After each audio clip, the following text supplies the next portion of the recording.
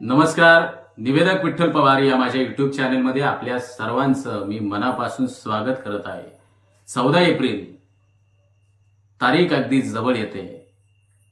ती तारीख अतिशय महत्वाची, अर्थात विश्वरत्न डॉक्टर बाबासाहेब आंबेडकर यांचा जन्मदिवस अर्थात जयंती. आणि त्या जयंतीच्या प्रसंगी तुम्हाला भाषण करायचंय, त्या जयंती प्रसंगी तुम्हाला सूत्रसंचालन करायचंय. तेही उत्कृष्ट आणि प्रभावी तुमचं भाषण आणि सूत्रसंचालन होण्यासाठी तुम्हाला या व्हिडिओच्या द्वारे मी 10 ओळी या ठिकाणी आपल्याला माहितीस्तव देत आहे. या 10 ओळींचा वापर तुम्ही तुमच्या भाषणात केल्यास भाषण प्रभावी होईल. तुम्ही तुमच्या सूत्रसंचालनात ही 10 वाक्य वापरल्यास तुमचं सूत्रसंचालन अधिक उत्कृष्ट होईल. चला तर पाहूया ती 10 वाक्य अतिशय महत्वाची आहेत.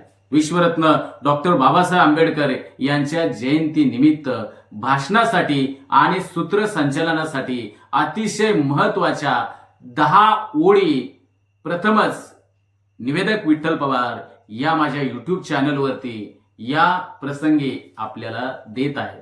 वाक्य नंबर 1. आज विश्वरत्न डॉक्टर बाबासाहेब आंबेडकर यांची जयंती. आपण सर्वांनी त्यांना आदरांजली वाहून त्यांच्या कार्याचा या निमित्तानं गौरव करूया. वाक्य नंबर 2.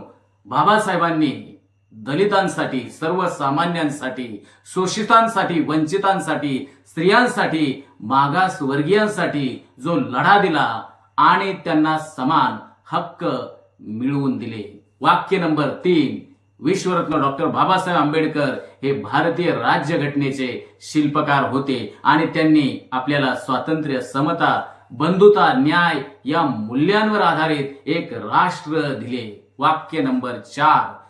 बाबासाहेबांनी शिक्षणाचं महत्व अधोरेखित केले आणि सर्वांना शिक्षण घेण्याचं आवाहन केले. शिका, संघटित व्हा आणि समाजासाठी काम करा.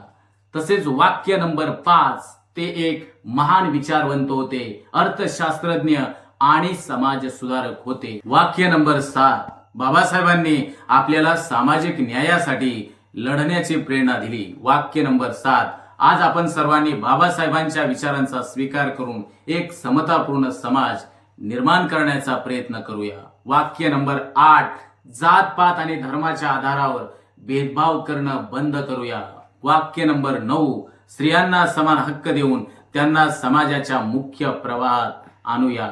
वाक्य नंबर 10. बाबासाहेबांनी दाखवलेल्या मार्गावर चालून एक सुखी आणि समृद्ध भारत निर्माण करूया. अशा रीतीनं ही 10 वाक्य तुम्ही तुमच्या भाषणात, सूत्रसंचालनात वापरा.